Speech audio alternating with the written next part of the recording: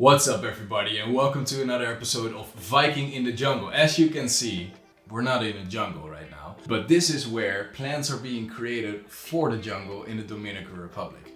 The reason why I've not been creating any videos of the last 5 months is because I've just been doing extremely boring stuff. If there's one thing that people don't tell you about chasing your dreams, it's that it's actually quite boring. And I was always wondering, why don't these YouTubers of these off-grid and permaculture paradises that they're creating, why don't they show how they got the money, the behind the scenes work, behind all the flashy stuff that they're showing? And now I found out why that is, and that it's extremely hard to share all these minute little details that are coming together in a video that should not be boring. I've just been trying to figure it out myself, and now that I feel like I got everything on track again, I'm ready to make this video. And so in this video, I'm going to be sharing my progress of the last 5 months, the challenges that I've seen. And this part is extremely important because if I did not do all this quote unquote boring stuff, this responsible stuff, then there would have been no way that I got the funds together in order to do what I'm going to be doing in the Dominican Republic. So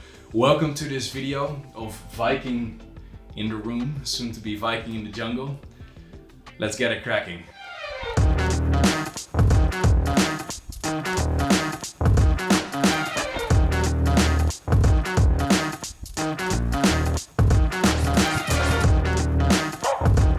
So let's start with the first challenge that I found, and I don't see many people talk about this, which is the financial situation. Because prior to buying Olandito, I had a lot of clients as an online marketeer and as a videographer, and I could do all the work that I was doing abroad. But the year leading up to Olandito, I saw my client base going down, my income going down, and I was getting a little bit antsy.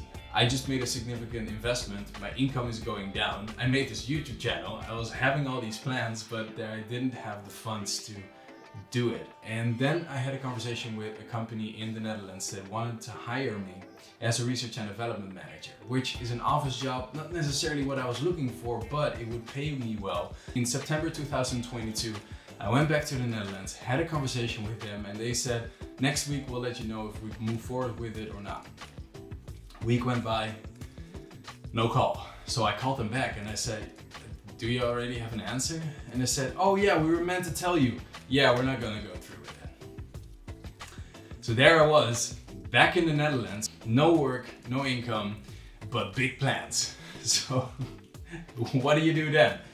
I needed to use the time that I had, and so I needed to find something fast. Then I found out that a landscaper that did the backyard of my parents also was working at one of the neighbors. I one day just walked up to him and asked him if he needed any extra hands. And I put my hands out of my pockets and I just started working with sand, and I started digging for this guy, and I really enjoyed it. And also because the skills that I was learning with this landscaper, I could totally use, and I'm going to use in Dominican Republic. So that was great, but the problem was it was not earning me enough.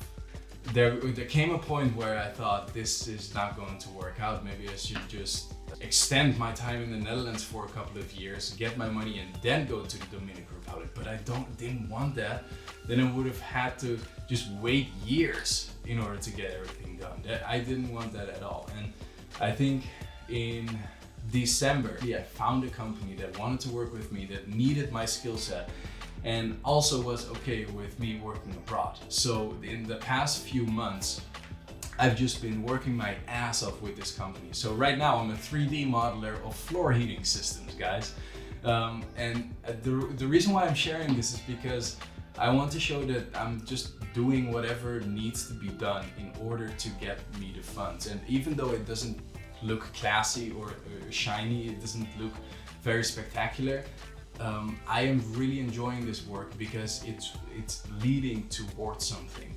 I would have never thought that I would be happy with an office job, but now I have an office job with an extremely good purpose of where all this money is going, where all this attention and energy is going that I'm putting in right now. So this is extremely exciting, and that's what I want to share with you, that right now we're on our track to getting financially up to speed with what we're doing in Olandito.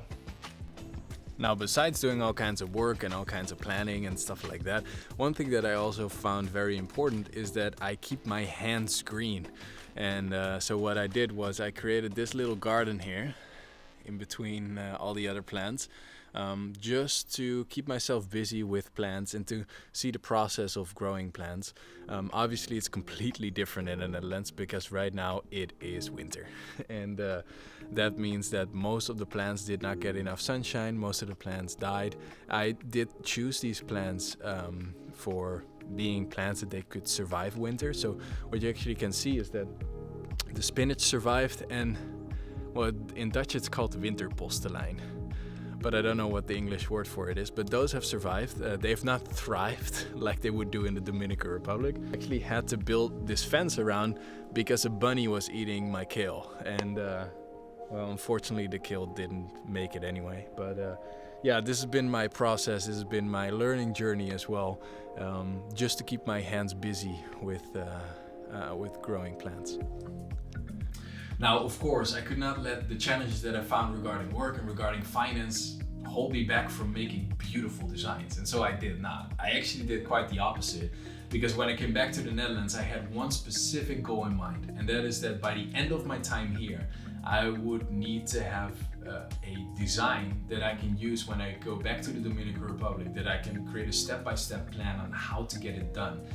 And so that's what I set out to do here in the Netherlands, besides looking for proper work and trying to figure out my finances. And I have to say, I'm pretty proud of what I did, but I didn't do it without help. And also I learned that it's really hard to create a good design if you're not close to the property. Because really what you want to do is you want to create a design and then go to the property and then reference what works and what does not work. And the only thing that I had was stuff like this, printed out maps of Hollandito with, yeah, well, that's the only thing I had, Google Maps. That was a challenge, and I know that the design will change. And I will go in depth, by the way, about the design in the next video. I'm not going to go into that right now because this video is already getting quite long.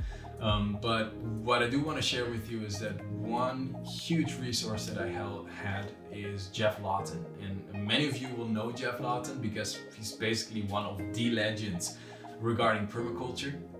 And when I got back to the Netherlands, I took the step, and with some of my last money, I bought his online course, permaculture design course, certification course. I don't know exactly what it's called.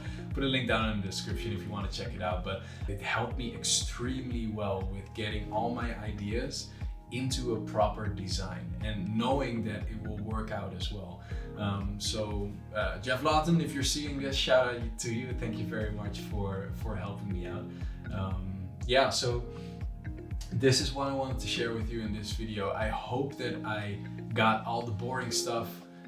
I shared all the boring stuff in a non-boring way, because that was the goal for this video. If you like this video, let me know. And also I would suggest you subscribe, or you at least check out the next video, because that's where I'm going to go in depth about the design of my slice of paradise. Thank you very much for watching Viking in the Jungle, and I'll see you in the next one.